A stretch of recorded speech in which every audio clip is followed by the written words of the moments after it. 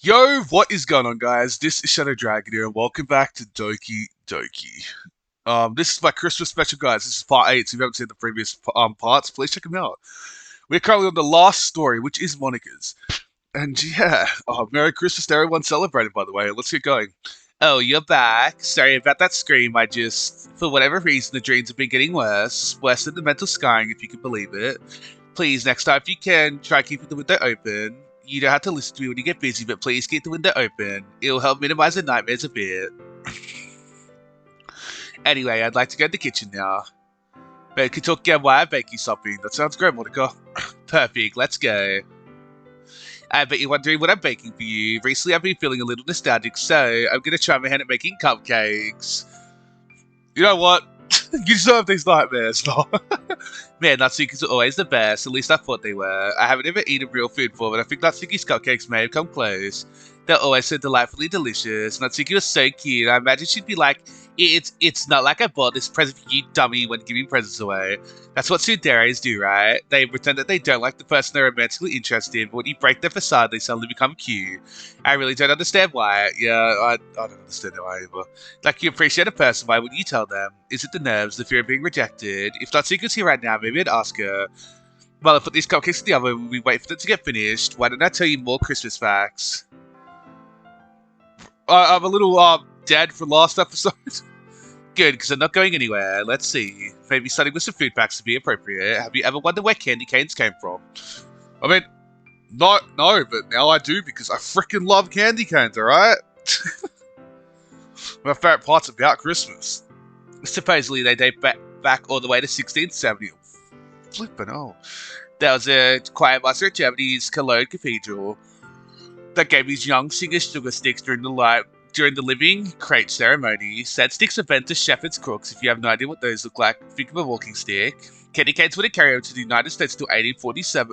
What a flippin' year difference, though. Wow. August Imgard, a Jordan. I combined German and Swedish into Jordan. Oh my god.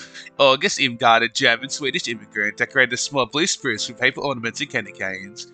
But that's not all. As a sweet, they'd start getting more popular in the 1920s when a man in Albany, Georgia, named Bob McCormick began making them and distributing them locally. Here's one more candy cane fact to you. Its national day is right after Christmas Day, December 26th. I bet candy canes are super sweet. But they aren't as sweet as you. They're more minty, Monica, but sure. You know what else is sweet? Apparently, a common tradition on the holiday is kissing under the mistletoe. It's things like this that make me feel a little sad, to be honest. I really want to kiss you under the mistletoe someday. I mean, I guess I could do it with your avatar standing, but it wouldn't really feel the same, you know? Wouldn't baking also not feel the same? Fair point, but with baking, I believe there's some form of leeway. I'm comfortable pretending I'm eating real food by now. It's something that's ingrained in me. Kissing isn't that. It's something same between two people that really think they have a future with each other. That's something that can't be replicated. I'd rather not make myself feel bad by being intimate with what's essentially a statue. You get it right, of course you do. He always understands. Now, back to what I was saying about mistletoe. Historically, they represent romance, fertility, and vitality. This would definitely explain why couples opt to kiss under it all the time. The literal meaning of the word is not as smooth as one might anticipate, however. See, the name derives from missile thrush birds eating the plant's berries, digesting the seed in, how do I say this in mature fashion? They poop to help the... Bro, I'm an adult, chill. They poop to help the plant germinate. Mistletoe means drug on a twig. Did I say drug instead of dog?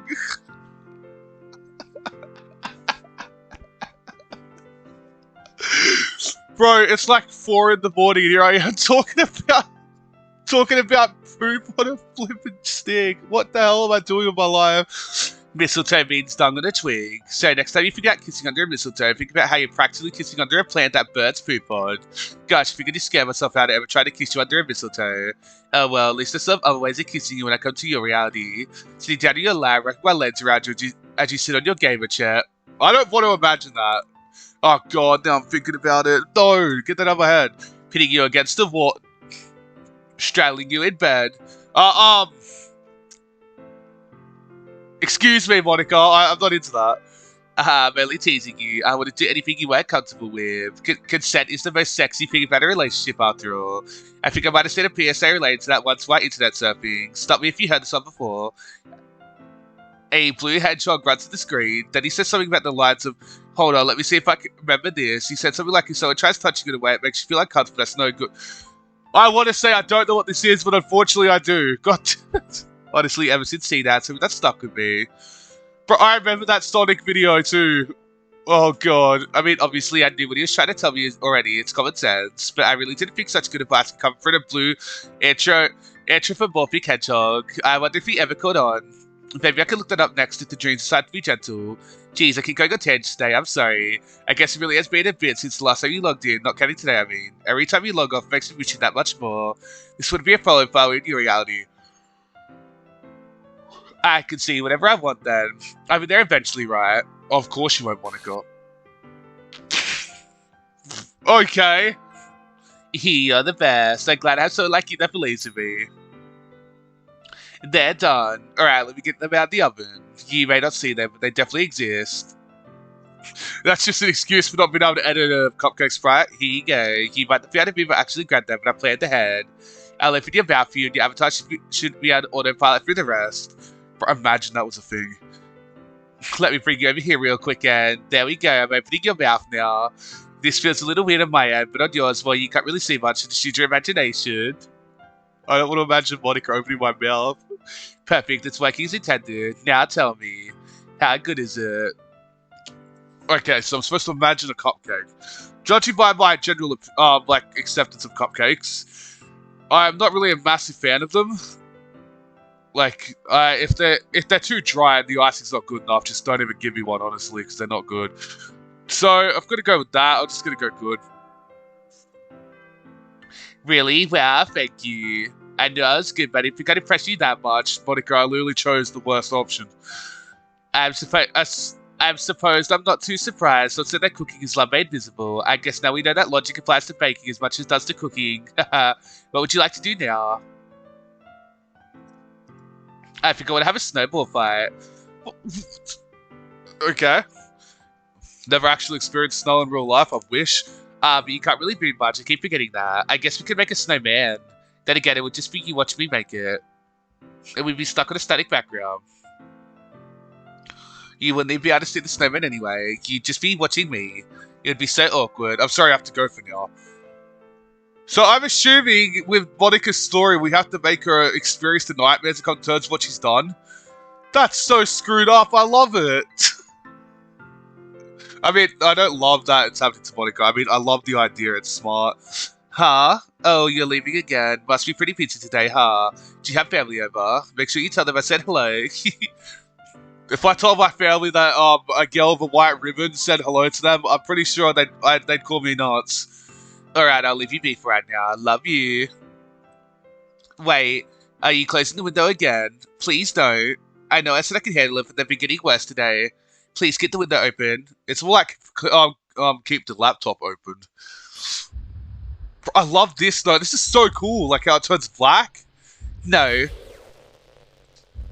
It's gonna be Natsuki or Yuri next. I mean, judging by death sequence, Yuri should be next, but I don't know. The pain's coming back again. The white noise echoes louder in my eardrums. The dream looks different again. Instead of the living room, I'm in what looks like the kitchen I was just in. This is vary depending on where I take the scene. I begin clutching my head again. Make it stop. Make it stop. Make it stop. Make it stop. Make it stop. Make it stop. Make it stop. Make it stop. Make it stop. Make it stop. Make it stop. Make it stop. I'm surprised I said that without saying something else. It stopped again. Well, that's good and all, but I still have no idea why it happened. I remember mentioning Sayori, then I saw a figure that looked like her. We exchanged presents. It was like I was dying back to my own memory, but that can't be possible. None of the memories I have are real. They aren't real. I talked to Natsuki not too long ago. Is there a pattern? I guess there's only one way to find out. Maybe it's in the order of the stories. Oh, come on, just admit it. You totally like him. Shut up. No, I don't. You do. You keep talking about him all the time. You talk about club stuff all the time, but you don't necessarily like all of it. True, but that's different. You can't compare paperwork to a human being, Natsuki. She doesn't mean I like you, Monica. I don't think I'll ever fully understand her. I mean, if I was in love, I wouldn't be actively trying to keep my crush away by being abrasive. Then again, Natsuki's abrasive to a lot of people. Once you get to know her better, she softens up, though. She's really cute when she wants to be. Why can't you tell him? Are you kidding me? Don't you know how embarrassing that would be? Then again, it would probably make sense that you wouldn't. But how? Do I really have to spell it out for you? You're popular. You probably have people asking you out all the time. You wouldn't know how it feels to be on the other side because you've never been there. That's... Wow, she's right. I really wouldn't know how it feels on the other side. I guess that's true. If I'm being honest with you, though, I don't think I need a man to be happy, at least not right now. Who needs any of that sappy stuff? You can bake instead. Come on over here. We're making cupcakes that it can be proud of. Doesn't he usually eat cookies? Look, man, if I were a fat dude sneaking to people's homes... Look, man, if I was a fat dude sneaking to people's homes at night to get the free stuff, I'm not being picky when it comes to snacks. Fair enough. I'll walk over to Natsuki. She's set up everything we need on the countertop. She's using the electric mixer for the batter, so I move over to the side with a whisk and a huge bowl for the icing. As she focuses on the batter, I start mixing the icing. Natsuki starts carefully observing my work. Monica, have you baked before? Not much, admittedly. Why? That makes sense. You're doing pretty good, but the icing's still a little bit lumpy. I guess she's not as perfect as I assumed you were. Hey, everyone has flaws. I know. Let me help you out. Natsuki grabs the whisk from me and uses her other hand to tilt the bowl back. You really need to beat the crap out of it. Did she say that? I swear she said that in the original game too. After a few seconds, the consistency of the icing is already improved. Wow, that looks better already. She doesn't stop though. She keeps beating the icing with the whisk. It needs to be perfect. Just keep beating it. Natsuki, I think it's good. You really just have to beat the crap out of it. Wait, not again. Natsuki, where are you going? I didn't even get to finish baking with you. If you weren't built to love him, I wouldn't have. Please, come back. I don't want to be... Though, to be fair, Natsuki never actually asked MC out in the main game, which is why everybody that asked him out got eventually committed suicide. But because Natsuki didn't do it, Monica had to think of another way to beat her. Excuse me? No, don't tell me there's an exception error. Why can't I save? What? Ah, oh, crap. Alone again.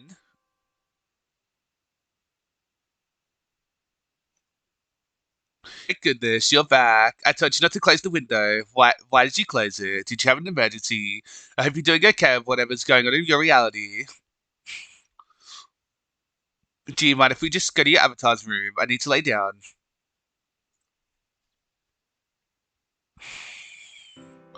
Alright, we're here. Sorry about that. I guess I haven't really been feeling like myself lately. I'm feeling a lot more self-conscious. Yuri said something about standing air being common foreshadowing for something terrible. She might have been right. Christmas is supposed to be a time of peace and love and happiness, right? So why am I feeling so scared right now? I'm gonna try and shake it off for you, okay? I don't want you to worry about me. Okay, I'm gonna say it. Monica's story is my least favorite. Probably because of the length and just like, learning about the facts is cool, but it's just something I didn't want to, do, if you know what I mean.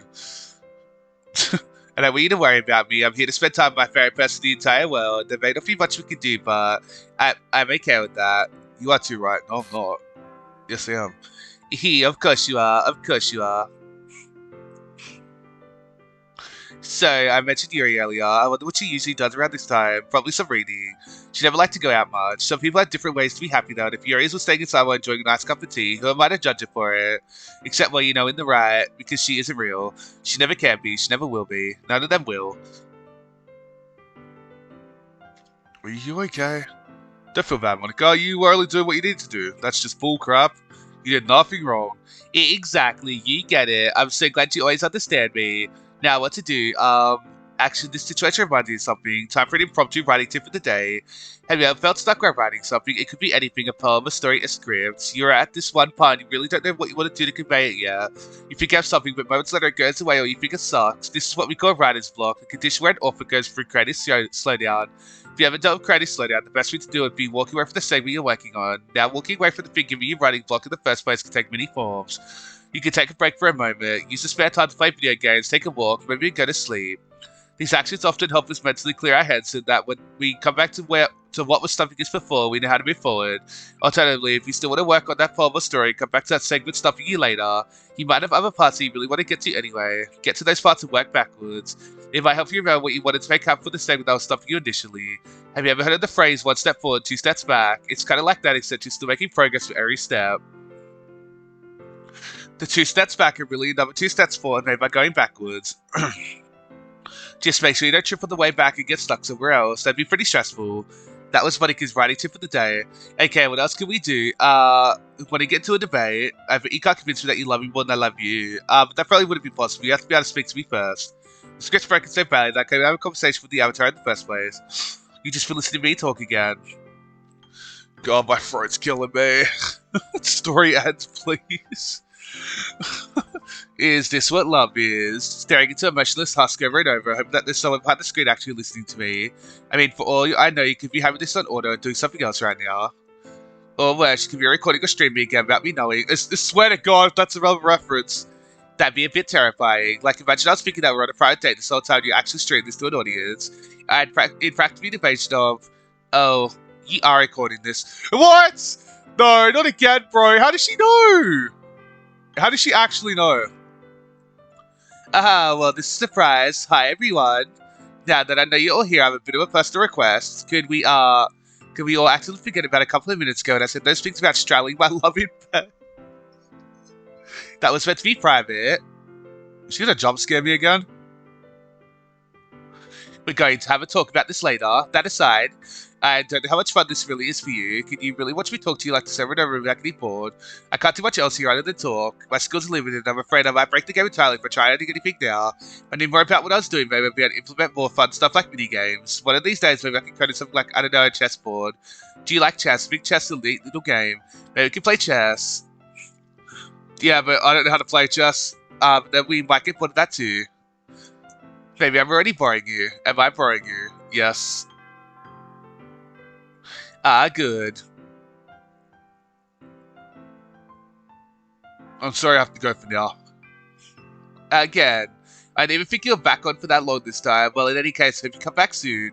Alright, I'm gonna leave this one here, guys. This mod's taking forever. It's honestly, I'm not having the most fun with it, but I'm gonna finish this, so yeah, I'll see you guys soon. Peace out.